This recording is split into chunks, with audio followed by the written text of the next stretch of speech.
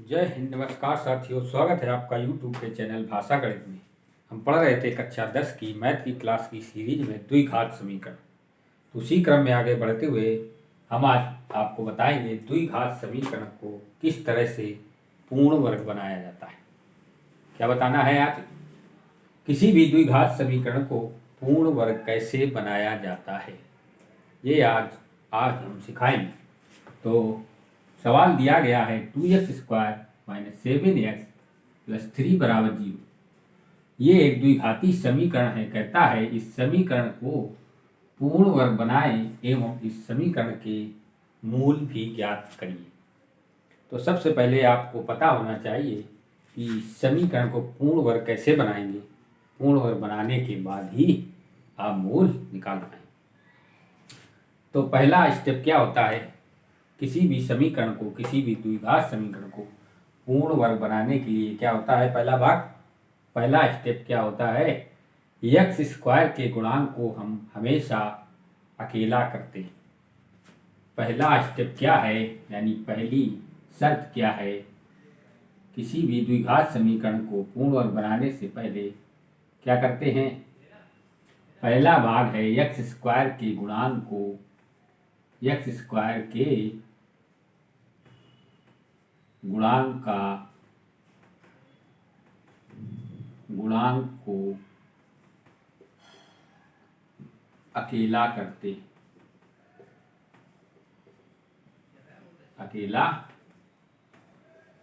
करते हैं। ये आपको याद रखना है। क्या करना है? पहला भाग क्या है? x² के गुणांक को अकेला करेंगे। कैसे अकेला करेंगे? x के स्क्वायर में कोई भी संख्या दी जाएगी, जैसे यहाँ पर दी गई है 2। यहाँ पर दिया जा सकता था 4, 5, 6 या कोई भी प्राकृतिक संख्या। यानी कि x² के साथ में कोई प्राकृतिक संख्या दी जाएगी तो क्या करेंगे? उसी संख्या का पूरे समीकरण में भाग देंगे। या पूरे समीकरण में, यानी कि यहाँ जैसे लिखा है 2, तो इस 2 का पूरे समीकरण में भाग दे देंगे तो x² का गुणांक यानी x² अकेला हो जाएगा। यदि कभी कभी आपके सवाल में x² पहले से ही अकेला होगा, यानी कि उसके गुणांक में कोई भी संख्या नहीं होगी, तो वहां पर भाग देने की जरूरत नहीं। यहाँ पर इसलिए आपको बताया क्योंकि यहाँ पर इसके गुणांक में है, और यदि गुणांक में ना हो तो सीधा सीधा अगला स्टेप करेंगे। यानी कि दूसरा स्टेप क्या है? दूसरा भाग क्या है इसका? पहला क्या है? x² के गुणांक को अकेला करते हैं। कैसे अकेला करते हैं? जो संख्या दी जाएगी उसी संख्या का पूरे समीकरण में भाग देंगे। तो भाग देते हैं, यहाँ लिखेंगे 2 का उपर्युक्त समीकरण में। उपर्युक्त का मतलब क्या हुआ? जो ऊपर दिया गया है, जो ऊपर दिया गया समीकरण है, उपर्युक्त समीकरण में 2 का उपर्युक्त समीकरण में भाग देने पर, क्या करने पर? भाग देने पर। जब भाग दे देंगे तो क्या होगा? 2x² में यदि 2 का भाग देंगे तो क्या आएगा? x² माइनस के सामने माइनस। 7x में 2 का भाग देंगे तो 7x/2 प्लस का 3 में 2 का भाग देंगे तो 3/2 बराबर 0 में 2 का भाग देंगे तो 0 आएगा। पहला भाग तो हो गया आपका, x² के गुणांक को अकेला कर दिया। कैसे किया आपको पता चला? जो संख्या दी जाएगी उसी का पूरे में भाग देंगे। दूसरा स्टेप क्या है?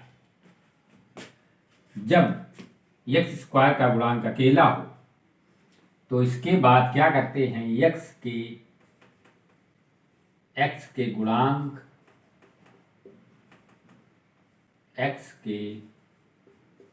गुणांक को आधा करते हैं। आधा करके, x के गुणांक को आधा करके एवं वर्ग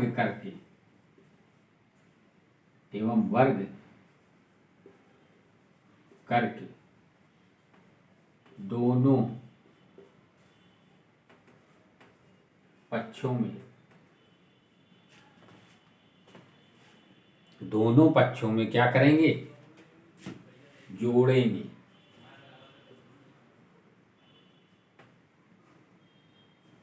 जोड़ेंगे। प्रत्येक कोई भी सवाल आएगा, कौन सा, पूर्ण वर्ग बनाने वाला, तो पहला भाग क्या करते, ये लिखना नहीं है आपको, ये आपको इसलिए यहाँ लिखा है कि आप इसको देखकर याद कर लें कि पहले क्या करेंगे फिर बाद में क्या करेंगे। पहले क्या करेंगे, एक्स स्क्वायर के गुणांक को अकेला करेंगे। अकेला कैसे करेंगे, जो संख्या दी जाएगी पूरे समीकरण में उसका भाग दे देंगे। जब अकेला हो जाए तो एक्स के गुणांक को आधा करेंगे। तो यहाँ सबसे पहले देखेंगे एक्स का गुणांक क्या है, 7/2। 7/2 है, इसका आधा कैसे करेंगे, इसमें 2 का भाग देंगे। किसी भी संख्या को आधा करने के लिए उसमें 2 का भाग देते हैं। तो कितना आएगा, 7/2 में 2 का भाग देंगे तो कितना आया, 7/4। यदि आपको ऐसे समझ में ना आए कि 7/2 का आधा कैसे करते हैं, तो एक तरीका और, 7/2 को आधा करने का तरीका यानी आधे का गुणा कर देंगे। किसी भी भिन्न का अगर यार आधा करना है तो उसमें 1/2 को गुणा करेंगे, कितना आएगा, 7/4 ही आएगा। बात समझ में आई। तो 7/2 का आधा कितना आया, 7/4। फिर क्या बोल रहा था, आधा करने के बाद वर्ग करते हैं, तो 7/4 का वर्ग करेंगे तो कितना आएगा, 49/16।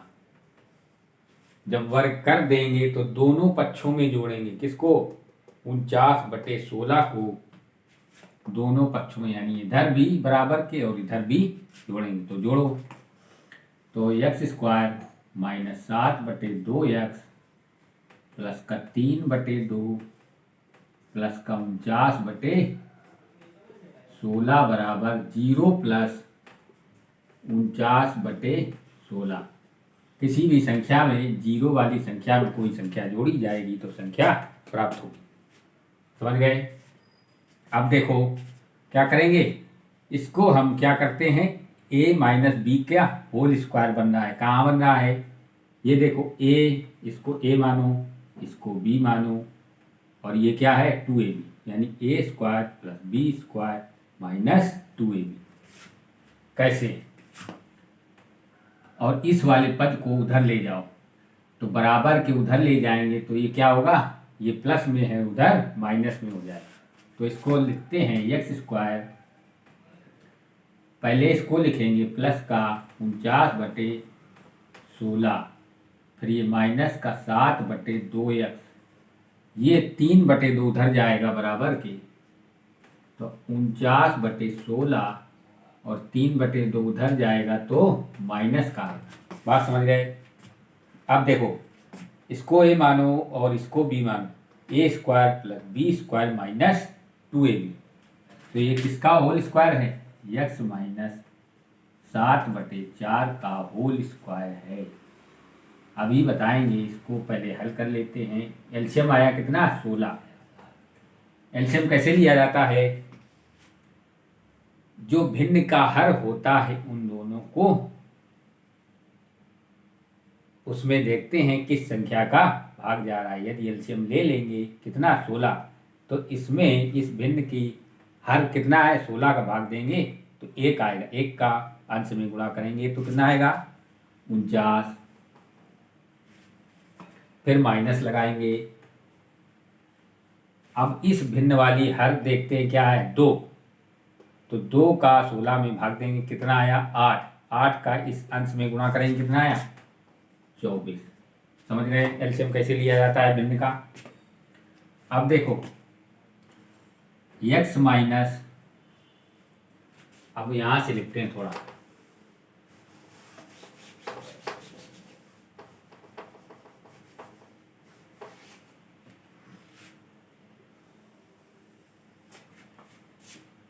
x - 7/4, x माइनस 60/4 का होल स्क्वायर कितना आया? 49 में 24 गया 25, 25/16। अब ये वर्ग घटेगा तो इधर क्या लगेगा? Under root.